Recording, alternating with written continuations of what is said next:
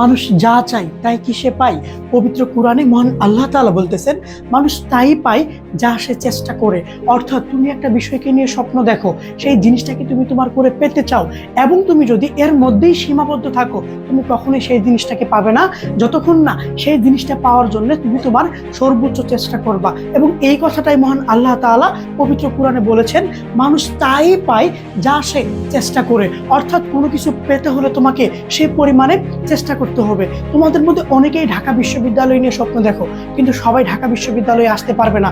হাজার হাজার শিক্ষার্থীরা ঢাকা বিশ্ববিদ্যালয় নিয়ে স্বপ্ন দেখে, কিন্তু হাজার হাজার শিক্ষার্থীরা ঢাকা বিশ্ববিদ্যালয়ে চান্স পায় না। তার কারণ একটাই, স্বপ্ন সবাই দেখতে পারে, স্বপ্ন দেখা সহজ, কিন্তু সেই স্বপ্নটাকে নিজের করে পেতে, সেই স্বপ্নটাকে বাস্তবায়ন করতে যে আপ্রাণ চেষ্টা করতে হয়, সেটা কিন্তু সবাই পারে না।